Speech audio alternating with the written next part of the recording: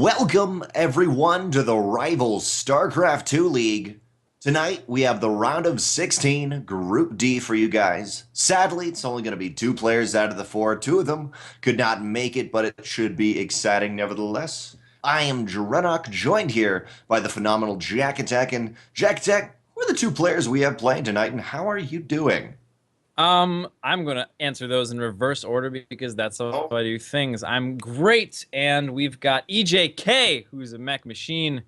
Just saw him play a bunch of games at Cheese Adelphi. Got to hang out with him as well, which was super cool. The player Epic, I'm not familiar with, but Terran player nonetheless. It is like the normal. Basically, what happened is we have a normal GSL style group. Then 2 players couldn't make it, so now it's literally just a best of 5 to determine who comes out on top. In the end of all things, though, they both get $25, which is pretty cool.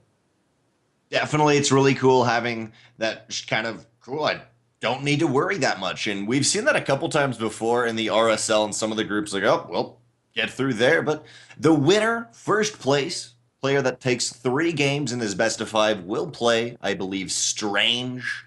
The loser, Namshar. But as JaKaTaK mentioned, or do you prefer Jack or JaKaTaK? You can just call me Jack, man. Much Jack, easier, okay. much shorter. All just like we're Jack. gonna say ZhuGeLiang, and we're like calling him Zhu, kind of like that. You can just call me Jack as a human to another human. As a human, no, you're a computer program actually I've built to just cast with me. That's all you are. You're just kind of up on Fair my enough, screen. man. Hey, I even man, got a visual.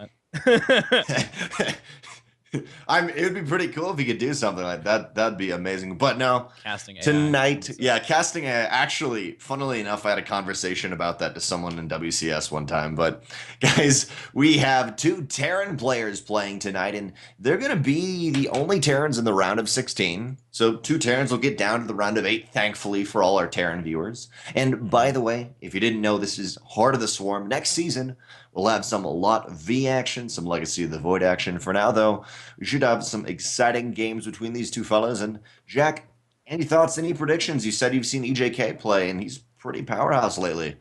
He's going to mech. He's going to mech it happy. He's going to mech hard. He's incredibly patient, and he's going to play it out to the late game if he needs to. That tends to be more true with his Terran vs. Zerg games. A lot of his Terran vs. Zerg games go super duper late, and then he wins by building millions of turrets like Flash. Terran vs. Terran, I've seen a couple of his Terran vs. Terrans. He is going to go mech, and it will be very interesting. I think the main sort of mystery factor is Epic. I've never seen him play, never heard of him, anything like that. What do you know about Epic? Actually, I have not casted him either, but from the details of the round of 32, I think there was one player forfeited. Somehow it ended up, and actually he only played 1 series. He went 2-1 versus DOS. So all in all, we only have 3 games of Epic, and he's just an up-and-coming attempting pro player. As I mentioned a little bit earlier before we were on stream to Jack, that he's got $100 so far in pro earnings, at least according to Ligulac. So he's going to be trying to double that, whatever. Any winnings in this tournament will be a large percentage of his total winnings, so should be exciting. But he's an up-and-coming player. He's going to try to fight off EJK. And funny thing is here, as we mentioned, is both players will get to the round of 8 no matter if they lose or win. It's more of who do you want to play, I feel like. Looking at the different brackets so far, in the upper bracket, we have Picasso versus Panda Bear Me, Namshar versus second place here, so whoever takes that will place Namshar. And then the lower bracket, Jon Snow v. Believe, and then first place versus Strange. So I feel like it, maybe not so much you will be playing for like notoriety, like, yeah, I did that. But it's also, who do you want to play? You got to be a little strategic about this. Yeah, for sure. Either way, looking at EJK going into the next round is going to be really fun. I hope he gets Protoss because he's one of the few players on the earth that consistently mech against Protoss, which is pretty wild stuff to behold. It is really wild stuff to behold, especially as a Protoss player myself. Whenever I hear that, I'm actually kind of afraid. I'm like, oh crap, what does he do? How does he do this? I don't want to have to face it because it's the one thing where Protoss is, you know, you have your checklist of, all right, what do I got to learn to play against? And you're like, well, I mean, I got Mech down kind of. You make Immortals and crap and mix in some other stuff, but It's like you just make Immortals and kill them, right? I mean, that was the original thing for such a long period in time. It was just sort of like, yeah, why would you ever go mech against a Protoss? Because they would just make more Immortals and kill you. Yeah. And it turns out there are certain things where you can do where they don't kill you, and you end up not dying. All of those things working out quite well in the current metagame in Heart of the Swarm. Definitely going to be interesting in Legacy of the Void as things go through. It's really kind of funny just playing both Legacy and Heart of the Swarm at the same time and looking at the metagame, and albeit, as all of you know, Legacy of the Void has different units, but it's really kind of cool the metagame that's happening in both of them since players are kind of jumping back and forth, or there's less players in Heart of the Swarm. And even though I can't quite conceptualize it well, it's still really cool to watch and the different random things. I feel like the biggest thing, though, is I see so much DTs from Protoss. They're like, yep, good in both. Why not go DT? I think even there's a pretty distinct difference between casting Legacy of the Void and casting Heart of the Swarm. I feel like after casting Void, I'll come into a Swarm game and I'll just be like, oh, wait, so what?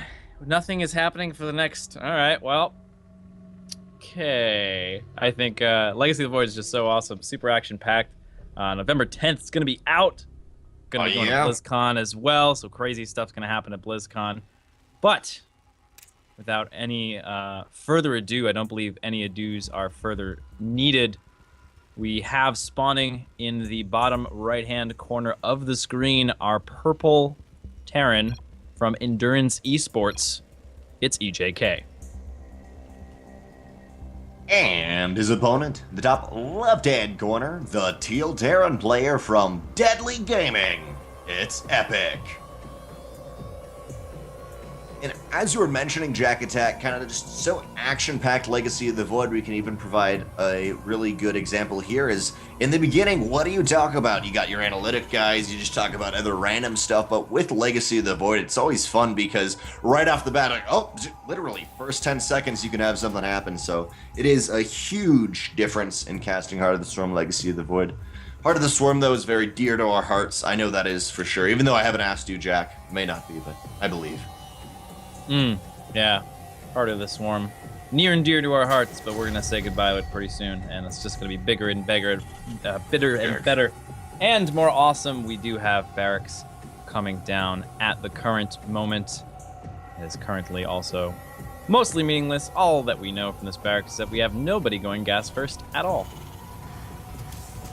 Definitely no one going gas first. Both players kind of playing the same build order, very common, but biggest thing to mention with this map is that it is cross spawns here, so with TVT, with whatever Doom drops that sometimes kind of permeate through the matchup, maybe it'll take a little longer to actually execute those drops, though. We'll see. EJK looking for the scout, and I think he's going to go to the bottom left-hand corner first, so he will get his second scout correct, but never any fun to not get that scout off right off the bat, and both players going to go Marine, not even try to do Reaper for any sort of scout or early aggression. Yep, so both players can get their factories in a reasonable amount of time, not quite as fast as going for the gas first build, but in the reasonable amount of time. We also have the potential for expansion a little bit faster, but it's pretty rare in this kind of scenario, generally speaking. If you're going to get that gas, you're going to go up to the factory relatively quickly. Yeah, you can get that factory relatively quickly, and even more so the starport, always key in the TVT matchups. And even funny with that is just more and more, I know this is Heart of the Swarm, but Legacy of the Void, there's a big switchover of units that are more important. As you know, obviously Protoss drops are better. Zerg drops are pretty much viable now too, so it's always funny how the game changes at least what is more important, even though Nidus too. Maybe oh yeah, Nidus. Actually just to throw out there, you got I think I saw Nidus, not Nidus. I think I saw Fenner Nidus into Infestors out of it. So like the army surrounded it, and then the Infestors popped out, and he's like, yeah, screw you, Nerve Parasite. And just like the ultimate like you can't do anything versus me build. Yep. Queens come out first, transfuse the Nidus so everything stays alive. Even if you try to focus it down, Festers come out, kill everything, or take everything that's yours. Yeah. Or kill each other. I wonder if you can I wonder if you can like grab like Nidus, grab a probe and then like take it back with you, and then Nidus You and can. like, have it come out the other side.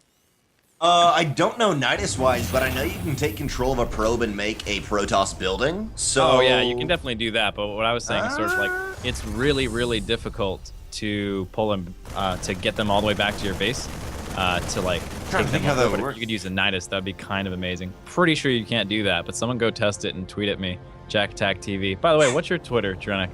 Is it just DrennoC? Twitter, at DrennoC, yeah, DrennoC. I don't know if that was the most amazing plug ever, or that was just you be like, Awesome. yeah, well, what is it, whatever, yeah.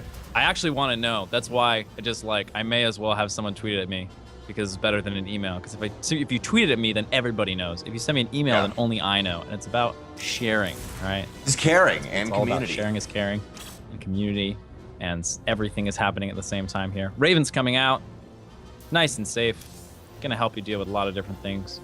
Widow Mines, Banshees, etc. I don't think any Banshees on the map just yet. Players are opening up that Raven style, while we see Epic taking a little bit quicker of a natural. EJK pumping out a few more Marines. He's playing it safe, doesn't want to be too greedy here. Not even necessarily greedy, but as actually a couple people in the chat, they themselves predicted Epic to go 3-0, so they're feeling pretty good about Epic's gameplay in TVT. I think that was Cool. ZhuGeLiang, actually. Oh, ZhuGeLiang is, he knows. ZhuGeLiang is a knower of things. Definitely. He's very into the scene. He's a very great player himself, so probably trains with these guys. His name makes him sound clever. He's pretty cool. Yeah, man, for sure. Very, very, very much like a ZhuGeLiang name. Oh yeah, and ZhuGeLiang is from Finland. Like, I don't know ancestry-wise, but I'm pretty sure he lives in Finland, right? Or He at lives in least on Finland, but he's Team half Liquid. Finnish, half Chinese. Oh, okay. Like, ancestry-wise, he's half Finnish, half Yeah, yeah. Chinese. So Or that's where the he's- ZhuGeLiang comes from. He's the guys in Legacy of the Void who are actually from the US and don't speak any Korean, but they go into like Google Translate and get a Korean name. All this Helen's got to be really careful about that. What am I? There's a lot of Legacy of the Void players that like, get the Korean name and they really? don't speak any Korean. Yeah, I'm realizing That's that fun. more and more. Because I'll be like, hey, how are you? Yeah. I'll be like, hey, how are you in Korean? And then they'll just be like, no Korean. I'm like, but your name's Korean, right? And they'll be like, yeah, maybe. Yeah. Widowmine does buy Epic a few seconds here of time, and oh, interesting. Will he actually see this medevac? He will not see the medevac, even with that Widowmine being nice and aggressive. Might take Oh, he the misses the Zelnaga. Banshee too. Wow, he literally threaded the needle there. That's pretty Well, crazy. actually, the He's gonna Banshee's have gonna... the Viking and the Raven are gonna be right here. He sees it. Oh, the fort- He sees it. He drops off to the side. Oh, nice moves. Nothing that shoots down. He's gonna be able to come over here. The worker response is pretty good. He's gonna get a lot of defense here going on. Not too many kills just yet, but also, oh, he's lining them all up. Oh my God! Oh, no, Everything they're is so gonna close. die. 9 workers are dead. Oh my God, that was insane. In the meantime, we do have an attack going on in the natural of EJK. Absolutely nuts. He's trying to attack the tank with the Banshee, but he's gonna have to pull back. We have the no man's land of the 2 siege tanks hanging out right now, but wow, in the meantime, 12 workers killed. He's chasing them down for even more. We're up to 15 workers killed, finally.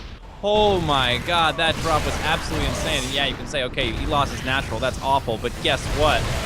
He just killed almost half the economy of his opponent. Honestly, in reality, I don't think EJK's lost his natural. He lost no workers. His CC is still there, and then just A moves. Even his Vikings on the ground is going to push straight through this. Off the back of that, we do see EJK with about a 10 worker lead, and man, as you said, JaKaTaK, those Hellions were definitely worth it. We see a really quick third base from Epic, and I guess he's going to try to compensate or something. There's literally nothing mining in the natural, and he's in a scary situation. EJK's got to be careful about the Banshee, but EJK, he's pretty much got all the cards in his hand. Yeah, I mean, it's a really optimistic natural, just throwing it down.